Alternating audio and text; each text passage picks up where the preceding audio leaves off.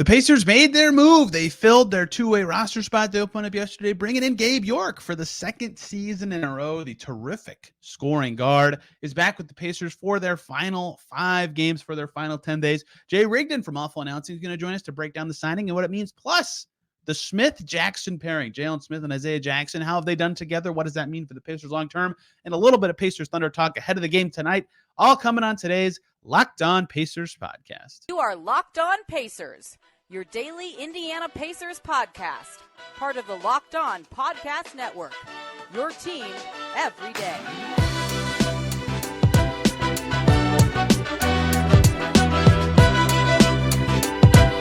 Welcome in to another edition of the Locked On Pacers podcast, where we, of course, talk about the Indiana Pacers. As always, my name's Tony East. I cover the team for Forbes and SI, and today, lots of fun stuff to get to. Pacers' final home game of the second to last week of their season, which is crazy to say. Tonight, Pacers Thunder. Talk a little bit about the Pacers and the Thunder at the end, but first, Pacers make a signing. Gabe York back with the Pacers. He spent the last couple days of last season with the team. He killed it for the Bad Ants once again this year. Another guard in the mix for the Pacers on a two-way deal for the final 10 days of their season. Jay Rigdon from Awful Announcing is going to join us in a couple seconds to talk about the signing, what it means for the Pacers, where York could help out when he's available, all sorts of interesting little tidbits there. Then talk about another pairing, as we've been doing on a lot of shows recently. Jalen Smith plus Isaiah Jackson. How have they done together? Why that's important for the Pacers and what it could signal potentially for the future of this team in the summer with their tight roster. It's all coming with Jay Rigdon today on Locked On Pacers. Let's do it. We are now joined by Jay Rigdon, multiple-time guest, friend of the pod now. I don't know what the right words are. I just use the same ones for everybody. He's a contributor at Awful Announcing. He's been on here many times talking Pacers. Jay, 10 more days in this Pacers season. Can you even believe that? No, flown right past. As with all time now these days. Yeah, as of this Friday game, this is the last day you can sign a 10-day contract. After that, it's just a regular rest of season deal. There's no point anymore. I can't believe we're at that point. And speaking of signings, the Pacers did, in fact, make one as soon as they could on Thursday, bringing in Gabe York up from their G League team. If this sounds like deja vu, that's because this is exactly what the Pacers did last year when they waived Kiefer Sykes. They brought in Gabe York on a two-way deal very soon after, so it is his second stint with the Pacers in their guard rotation. He's on a two-way deal again because he's able to be. That dude can score in the G League, right? Over 15 points a game, 4 straight seasons, over 20 points per game in each of the last 2 seasons. And last year, because he finished the season on a two-way with the Pacers, he stayed in Indy like all summer. He's still under contract and was working out with Tyrese Halliburton a lot and all the other Pacers who did in town. He said that was really big for him in terms of his motivation and growth to get back into the league, and was big for him. When I talked to him during the G League season, he says he knows he's NBA quality, which he is, obviously, because he's on an NBA roster now.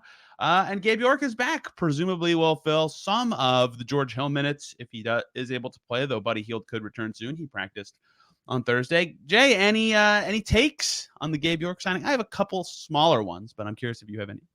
Yeah, for me, it's kind of more of like an overarching thing. Like, it's kind of like 2 things. One, congrats to Gabe York. Like, Yes. The NBA is like the hardest league to get on a roster, like in American pro sports. They're much smaller rosters, and it's very hard to do. Like, if you're on the fringes of that, like that, you're an incredible basketball player, like regardless. So good for him. I'm glad he's back or there. And I think the other thing is, this is a great example of the Pacers kind of like taking an opportunity to give someone who is in their G League program a chance like this and kind of give them some run at the end of the year. And I think when you're a team like the Pacers that has limited avenues to acquire talent, like being able to say, like, to agents, like in the undrafted free agent market, hey, like if your player comes here, you're going to get a chance at some point. Like, we believe in that. Like, we work with this program. Like, it's part of our entire thing. And I think that can have like dividends down the road too, when you do stuff like this. So I was happy to see it. Yeah, they promote a Mad Ant basically every year. I think they have done it every year of the Pritchard era. I was about to name them all. That'd be stupid. But Ben Moore for sure, Trey McKinney-Jones, Stephon Hicks, Gabe York 2 years in a row now, Justin Anderson. To name a few of many. Taylor even last year, right? And the most notable one is O'Shea Brissett, who they drafted in the G League draft before the bubble year. So all it takes is one of them doing that a bunch to pop, and you get a guy like an NBA dude, right? So like that system makes a lot of sense. You get those guys in your backyard. You have, Tom Hankins works as a Pacers assistant when he's not the Mad Ants head coach, right? Like they just get a lot of cohesion there. That's been helpful for York, who was obviously awesome for the Mad Ants last year, but was just as good this year. So when the roster spot opened up, perfect fit. And yeah, breaking into the NBA is hard, especially at 28 and 29 years old, right? Like after 7 years of not to get into the league is impressive. Jalen Smith, glowing review of Gabe York. I'm going to read this quote verbatim. This is exactly what Jalen Smith said at practice on Thursday. He said, Gabe is a pure scorer. That's what he does best, put the ball in the basket. He does it better than most people in the NBA. He is that level. Like he looked natural with the ball last year in those 2 games he played. If you recall, I should have said this earlier. He did play 2 games for the Pacers at the end of last season, scored 8 points in those games. I think he had 4 assists. Like, first 2 NBA games didn't look awesome, but at least like moved around well and looked like he belonged. And I don't know what his situation will be this year. It's worth pointing out here. 2-way contract rules get updated every year. COVID really changed them. But this year, the maximum is 50 games you can be active for if you're on a 2-way for a season. And there's only 5 games left. So that sounds like you could play off 5, but that's 50 out of 82. And the fraction is what applies. So York can only be active for 3 of the Pacers' last 5 games. So he's not going to play in all of them. Buddy Hield could come back. So it's not exactly clear what his role will be. But, if in those George Hill minutes we've been seeing the last couple of games, perhaps Gabe York could get some of those. If Duarte and Halliburton remain out, there'll be some time. So I don't know exactly how often or how much he will be able to play, even if it's just practice time. Another healthy body is better than none. So we'll see. But, he deserves to be back after the season he had. Yeah, absolutely. It's a good reward for him. It's kind of weird how it happened with the Trevelyan Queen suspension and waiving and everything like that. Yeah, I don't know if there's any link there. It is certainly a strange 30 hours, I would say. Yes. More than that. Yeah. Weird time on the Pacers roster wire there. But yeah, it's good for him. I hope, maybe he comes up and shows something and it looks like, it works into another deal next year, either in Indiana or somewhere else. And that's a great opportunity. The thing about doing something like this is technically having a guy under contract is easier to make him like a restricted free agent. So if like you knew for sure you weren't going to have Trevelyan Queen back and there's like a 0.5% chance you'll have Gabe York back, that's better, right? That's better for not only this season, but for your team building next season. So bringing in somebody you like more, can fill a spot better at this time makes a lot of sense. York obviously knows all these guys from last year, from whoever got G League assignments, from working out with them in the summer. So a lot of reasons this is a natural fit. I thought it'd be Jermaine Samuels. That was my prediction, but I did say York was the second most likely Mad Ant of the guys. So it does make sense for a lot of ways. And I think the way he'll help, he described it well, that, in transition, he'll be able to do anything with the ball. And the Mad Ants were a bunch of wings and like Gabe York and David Stockton, basically. So this will be different for him in terms of a roster construction standpoint, but his skill set kind of lends itself to the way the Pacers played this year more so than last year, which I think will help him look a little better when he is able to play and go. So I don't know exactly, again, what his role will be or how many minutes he'll even get when he is active. I presume he'll play at least a game or 2. There's no point there is a point to having him just for practices, but if you're going to call him up, throw him in the game. So we'll see what that actually looks like in terms of minutes, but I think that in transition, he can fit really well. I think identity-wise, he can fit really well. His defense has never been his strong point, but anything he shows on that end, great. That'll help him for next year. We'll see where that ends up. Yep, I think you summed it all up there. Not a lot else on that. We're talking about the 17th guy to 17 on the roster with 10 days to go. But hey, Pacers rifling through the transactions at a key time. Hey guys, let's take one short little break so I can talk to you guys about FanDuel, the NCAA tournament heating up, Final Four coming very soon tonight. It gets going. No better place to get in on the action than FanDuel, America's #1 sportsbook. That's because right now, FanDuel is giving new customers a no-sweat first bet up to $1,000. That's up to $1,000 back in bonus bets if your first bet doesn't win. Just go to FanDuel.com/lockedon and sign up today to claim your no-sweat first bet. Then you can wager on everything from the money line to point spreads to which team will be cutting down the net, all on an app that's safe, secure, and super easy to use. So don't miss your shot at a no-sweat first bet up to $1,000 when you join FanDuel today. Just go to FanDuel.com/lockedon to sign up. Make every moment more with FanDuel. Jay, let's pivot. I've been doing this with every guest for my last 3 guests. A duo on the Pacers that I have found interesting recently and why I think it's interesting. The first one was the big one, Tyrese Haliburton and Ben Mathurin. The second one was Jordan Nwora and O'Shea Brissett, not because maybe those two have this future together. In fact, Brissett, expiring contract, could not even be on the team next year, but because that's the only two forward-sized dudes on the Pacers. That was Wednesday's show with Will Furr, if any of you want to listen to it, how that's affected their team on both ends, what the numbers say, who they've done well and poorly with, and what it means for the Pacers' future of team building. Today's is one that we might not see again this season, but not because of anything they've been doing, and that is Isaiah Jackson and Jalen Smith. We tried, and by we tried, I mean the Pacers tried, but I tried to break down the numbers of it. The Jalen Smith starter experiment early in the season with Miles Turner, that did not go well. Smith has been playing better as a 5, but the intrigue here for me is more about Jackson because I think he can play two positions. I think he's maybe better as a 4 defensively right now than as a 5. And so I'm curious how those two fit together, not only as an option for the Pacers second unit, but if they can't play together very much, it's hard for me to imagine that a Pacers team that's going to be tight on roster spots this summer doesn't look at moving a big. And if they can't fit together, maybe that's part of it. If they can, and they numbers look good, or they feel like that can be part of a lineup, perhaps they're more willing to keep both, which is a lot of talking to say. I'm curious if they could play together more than they have so far this season. With Miles Turner out, it's been one starting, one backing them up. Now that I've gone through this very long, wordy explanation, the numbers have been pretty good, Jay. 193 minutes plus 7.2 net rating. No, that is not a misspeak. 116.9 offensive rating, 109.7 defensive rating. That's unsustainable, but also really good. So I'm intrigued, but also going to dig in as we keep talking to figure out why that's been the case and if it is unsustainable or if it's something the Pacers should try to explore a little bit. Yeah, I think it does kind of feel to me like they're kind of auditioning like a potential bench lineup next year. I think the Turner extension sort of also maybe changed a lot about what they're looking to do with Smith and Jackson going forward, because that was a variable until going into the season. Absolutely.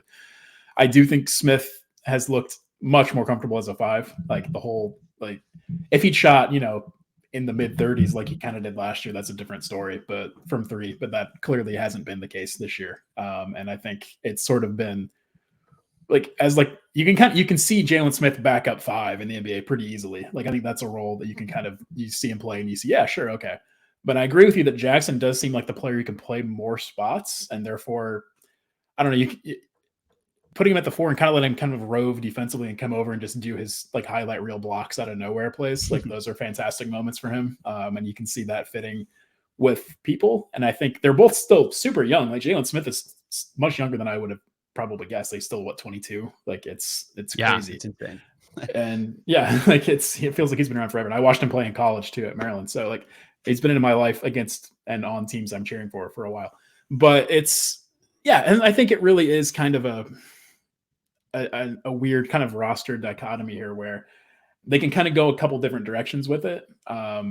Turner being back and seemingly being a pretty solid anchor point for the next few years might kind of make it seem like they have to move one of them.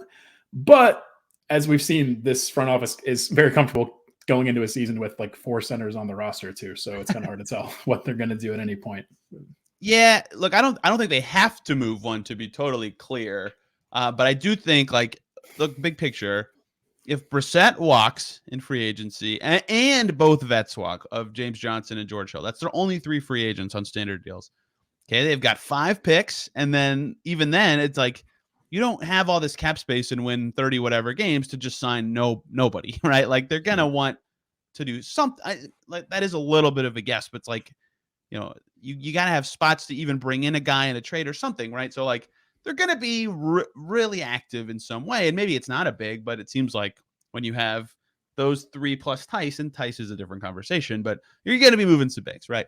And looking at these two, like they've been dealing with this logjam forever. If they come to the conclusion that they don't want to play them together or they can't, then they almost have to explore something for one of them. I'm not saying which one or what they should exactly do, but that's why I think that clarifying what they can do together is so important. Here's a big number that stands out here. When they have been together on the floor, opponents shooting 30% from 3. that sounds great. I would also suggest that is a little bit of luck, a bit of luck, I would say. So I would say their defensive numbers are a little bit fluky. Now, the other thing to add in that I think is interesting, you add Tyrese Halliburton into the mix. Awesome on offense, 285 points on 237 possessions.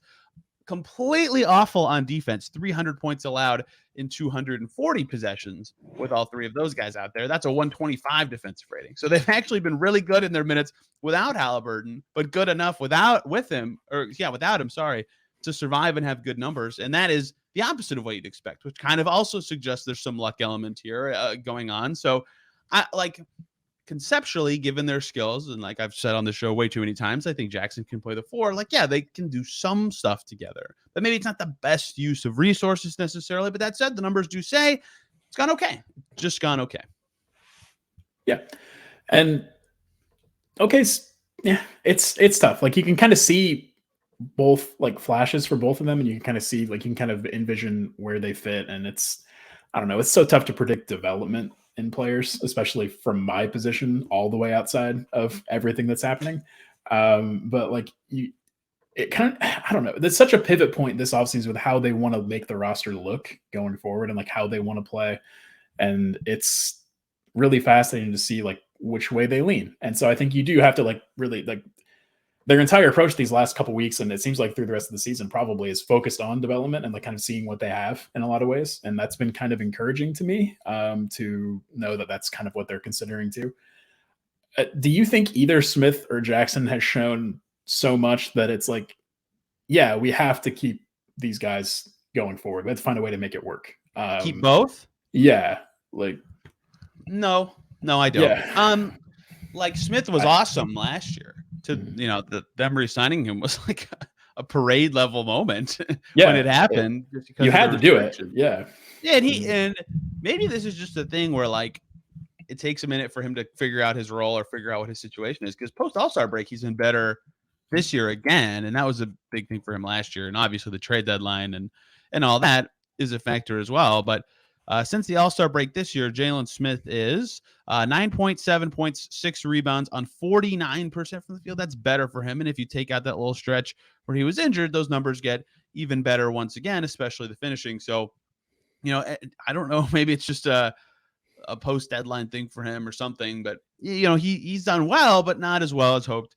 And Jackson has taken some steps forward and explored his game and like is hitting hook shots over Brooke Lopez all of a sudden. And then also sometimes does some stuff that just kind of makes you scratch your head. So like, no, neither of them have done enough where you said they've got to be on the next great Pacers team or whatever. But they've also invested like not significant in Smith's case, but resources into both in terms of development and trading stuff or drafting stuff, whatever, to a point that you don't want to give up on both necessarily if you don't have to. Look, if they get the first pick and get Wembanyama, whatever, like you do, right. You change your resources if that happens. But neither of them have done enough to not only separate themselves to a point where it's like, yes, clear part of next great Pacers team, but also from each other, right? Which is also a factor in this. Yeah, absolutely. That's kind of where I'm at too. Like, I'd like to be able to see more of them, but at a certain point, depending on who they have to bring in, like who they look to do, like what they look to do either in the draft or in free agency or the trade market or whatever they do, like we might not be able to see more of them at some point just because there are so few minutes. I think that's why finding out if Jackson works as a 4 is probably the biggest part of all this to me, like you kind of let off with. Because I think we know that like Smith can play a backup 5 role and fill in for Turner if Turner's down for any length of time. But like finding a way for Jackson to see if he can fit around. I'd love to see him with Miles more too at the 4. They did that for a little bit. I forget what stretch of the season that was. That happened a few times. And I was like, oh, that's interesting. And then it stopped happening. Yeah, it's very easy to envision like some fun sequences of shot blocks there with those guys around the rim. But it's it's so tough because you could. I hate tweener. I hate that as a descriptor, and that's not really what this is. But you can almost see it working, but then also the limitations are also obvious, and so it's like, well, I love to be able to have more time to figure out whether it works or not. The Pacers just don't really have that though. Like they're going to have to make a decision at some point. Maybe this offseason they might be able to kick it down one more year, but like it's a tough one. So I'm glad they're trying it though, because I think Jackson at the 4 type. That's really important to see for his development. If he can like find a way to make that work and kind of be not like more of like a rolling four with a stretch type five, which they have in Turner and theoretically have in Smith, although that's been a little bit of a step back this year for him. Like, it's easy to see Jackson being able to get minutes, especially considering the Pacers have a dearth of four types. So, like, if Jackson can fill that role and be like a stand-in way in that way, and also have versatility to go small and play five, and like that's a really good fit for him. So I'm glad he's getting this run here to play that role. I think that's a good thing they're doing. And yeah, that's what they should be doing at this point of the year. Yeah, every once in a while he busts out a jumper and I kind of just go, okay. It's not very often, less than once a game, but it does happen. He does it in the G League. Whenever he's gone down there, he shoots and hits threes. So like bigs in the G League are so bizarre because Lazarus Jackson once said, if you can walk and chew gum and you're a big man in the G League, you'll put up 20 and 10. But some guy, like, he obviously stands out more than most guys. I don't know how I tugged this into my brain like it was some big thing that happened, but Isaiah Jackson plus Miles Turner, 13 minutes this season. So yeah, I feel like maybe not as many as I remember. I think every time they came in together, everyone got all excited, and then Carlisle would kind of pull one of them very quickly after that, and I was like, that's cool. But I probably asked the question about it because I thought it was significant. That is not a significant amount of sample. The most minutes lineup with both Smith and Jackson. They were flanked by Mathurin, Hield, and Halliburton, right? Like, that's as much offense as you can get. Yep. So, of course, that group's offensive rating is bananas, but their defensive rating was god-awful, right? 111 points on 80 possessions, and they still have a negative plus-minus. The unit that really buoys this Smith-Jackson duo defensively is when they played with Chris Duarte, Halliburton, and Hield. That group defended really well, and Duarte's been fine on defense this year, but that doesn't stand out to me as, like, a way better group defensively than that first five that I said. So, I think there's a little bit of luck on their defensive side of this, but they've scored well enough with other offensive players who are good that makes me think, yeah, they can maybe hold up on the offensive end. And there's enough stuff that says, yeah, it's fine enough to work that if they keep both, that makes sense. But I also aesthetically, visually, data-wise, also would understand if they're like, we can't. We just can't keep doing this many young big thing anymore. But they have done well enough together that I think you can keep exploring it. And if they had another center they could play right now, I think it's something they would be exploring a little more, but it's tough without Turner at the moment. Yeah, that never really lines up for that, and that's just kind of how it is. I think the Pacers kind of have a lot of guys who are, you can see as like 8th, 9th, 10th guys on good teams right now, and that's kind of, they're going to have to pick between that group at some point here, and that's kind of the tough call, I think, all around. But agreed. Stylistically, if one can play the four, that matters, but if they're all fives, we'll see where this has to go. Jay, one more topic today. Pacers Thunder tonight. Fascinating game between two teams that have gone totally different methods to rebuild back to being relevant-ish, on the fringe of the plans, whatever you want to call their seasons at the moment. I still think one of the weirdest stats in the NBA is, like, everybody talks about this Thunder rebuild being like this horrible long project, and look, they did some stuff that I, as a fan of basketball, do not support along the way. They've also played a playoff game more recently than the Pacers, which is completely wild, only because they made it to Game 6 in the first round of the bubble series, and the Pacers got swept. But still, their build has been interesting and really buoyed by the fact that they got a trillion picks right away, and Shea right away. And the Pacers build also buoyed by getting an all-star right away. But the interesting thing the Thunder did is, like, they figured out Shea was good pretty quick, and they had, like, decent stuff, and they could have tried, like, I think they still have a winning records with Shea playing, like, since they got him. Like, even in the first couple years, their record was good when he played, but they've stayed really patient in their build. And I found that to be interesting along the way with the way that they've made trades. Like, they traded away the Şengün pick, which was crazy, and they traded away the Deuce McBride pick, like all this stuff that's like, man, if they had those guys, it could have been good a little faster, because they really wanted to be patient in their build. And I'm curious, as you look back at these teams through the last couple of years, what parallels you see, what the Pacers could emulate or maybe don't want to emulate about what the Thunder have done to get where they are versus where the Pacers are right now. Yeah, it's always interesting to see how different franchises approach this exact situation. Like, I know the Pacers situation and what they do on their timeline is probably more influenced by ownership than maybe Oklahoma City is. Like, it's every situation is different in that way. I think it's interesting, especially now, like, the Pacers kind of have, like, a lot of people look at the Thunder's excess draft capital and think, well, they can't add all those guys. They're going to have to move picks. They'll have to make something happen at some point. And the Pacers kind of like a mini version of that in this draft itself, like this one draft. They're going to have to figure out right away and like what they're going to do. And that's fascinating to me. And I think you might see them kind of kick a few of those things down the line, kind of like the Thunder did, just by necessity, because their roster, like you really can't add all those draft picks. Even if you made all of them, putting them all on the team would just be crazy. Like you'd be cutting 5 guys on this current roster, and I don't know, it's insane. So it's really going to have to. So I think in that way, like they might have to kind of do something like that. I could also though see the Pacers trading some of those picks, maybe more for like a veteran now, like more of like a win now type player, or like a younger player. I'm not saying that's what they're going to do, but I think the Pacers would do that more quickly than the Thunder have so far. I think that might be a way they kind of split off there. But overall, like I think there's definitely something to be said for how like you sort of try to add talent around a young star player. Like the Thunder, Chet Holmgren obviously didn't get to play this year, but the Thunder kind of did. They've added that. It's kind of like their version of Mathurin, and the Mathurin joins the Pacers, plays around Halliburton, raises their ceiling a little bit, raises their floor a little bit right now. And you have kind of another young player to build around. And then you kind of maybe take another bite at it this year too. And the Thunder also aren't afraid to compete now, though. Like they didn't try to be as bad as possible this year. The Pacers, they're good. Exactly. They're kind of good. Yeah, they're a good team. And yeah. And it's kind of similar to what the Pacers kind of were before Halliburton got hurt and they had that bad stretch. Like we'll never really know. It's possible they hang on, maybe they don't. I don't really know.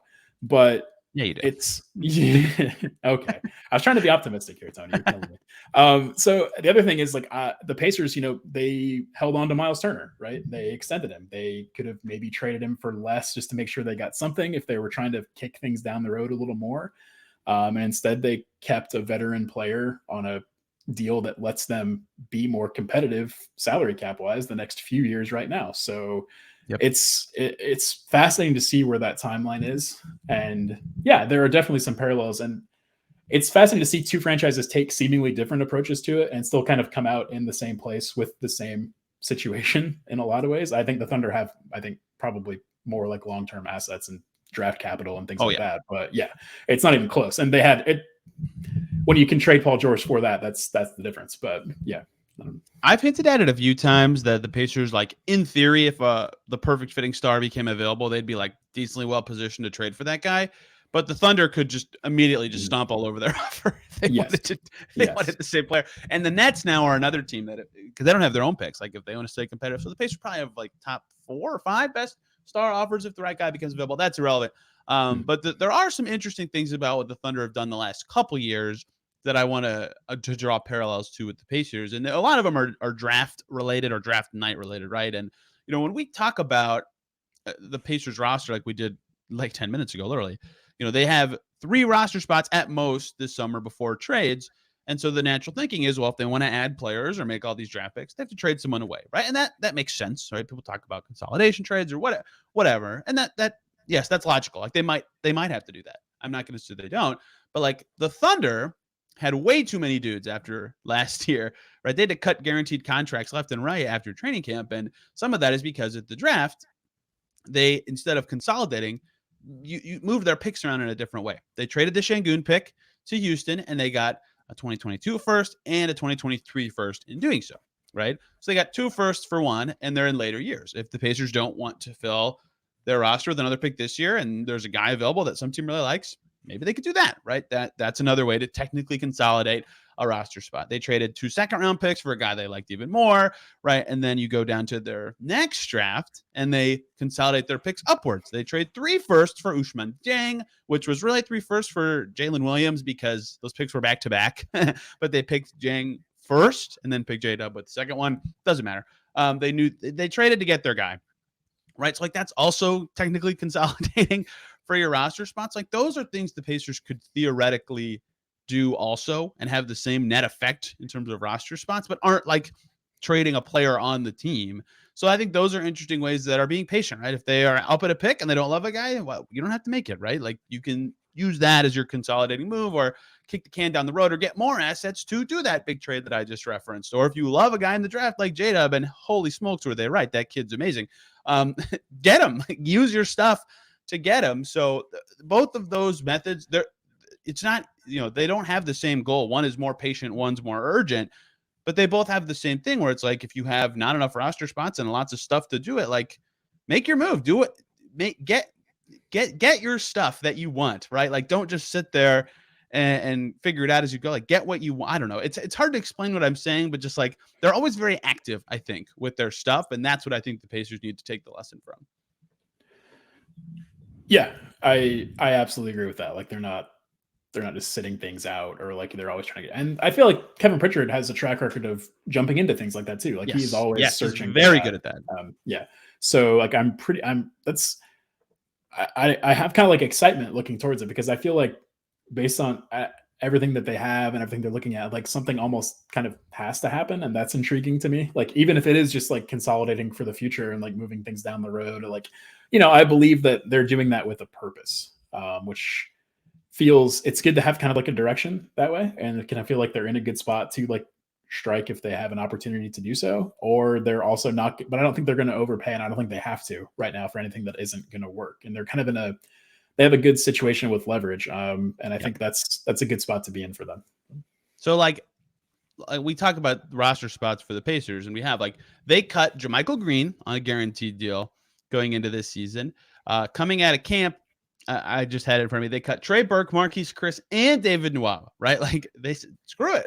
We'll deal with the money. Like, we should use these spots constructively, and like the Pacers can technically do the same thing. So the Thunder's approach has just been very unique at every step. They're not really worried about, the right timing or anything. They're just always active and getting what they want at any given juncture. And I think that's been smart. I think they have a great coach. I think Sam Presti's done a great job with this, and team could make the playoffs this year. Pacers with lots of stuff, lots of space, and an interesting amount of roster openings, which is not very many. Could take some notes. They played tonight. I think the Thunder want to win more than the Pacers. That is just a little bit of a hunch based on the last couple of games for these teams. We'll see what happens. Perhaps Gabe York plays. Perhaps Buddy Hield back. He did practice on Thursday. We'll see how that goes. But if Shea plays, I would expect the Thunder to win, as they did in the Paycom Center earlier this season. Do you have any thoughts on Thunder Pacers, Jay, or should we get out of here? No, I think we're probably good to go, Tony. I think you've got me. I think it's been a fun year to watch the Pacers, though. I think it's been, after the last few years, especially, it's been just a good time and a fun team to watch. Even now, like with just the young guys playing and they're trying to basically lose games, sort of, it's still been, fun to watch them do that. And it's a nice change of pace from late in the McMillan years and then the one Bjorkgren year, of which we will not speak. Yeah, the learning and responsibilities focus is smart, I think. Carlisle was asked by Dustin Dopirak at practice today, will Miles Turner, Tyrese Halliburton play again this season? Or is there anything you'd like to see from them? He did not say they wouldn't play again, but he also did not say that they would play again. If I'm reading between the lines, I doubt we see either one of them again this season, but we will see. Buddy Hield, I think, probably does end up playing a few more times, but the other two, I am guessing a little bit, but I kind of doubt it. We will see. This will be a fun game tonight, and they play the Cavs on Sunday. I'm going to go up there and be there. So Monday's show will be breaking down those two games. If Gabe York played, how he looked, any other big Pacers storylines at that time. Thank you guys so much for listening. Hope you had a wonderful week. Jay is on Twitter at Jay Rigdon 5. I'm on Twitter at TEastNBA. While we still have it, I can't believe it. Verification checks are gone on April 1st. So maybe my @ will be different because I can finally change it and get the NBA out of my name, not have to lose anything there. Either way, thank you guys so much for listening. Have a wonderful day, and we'll see you soon.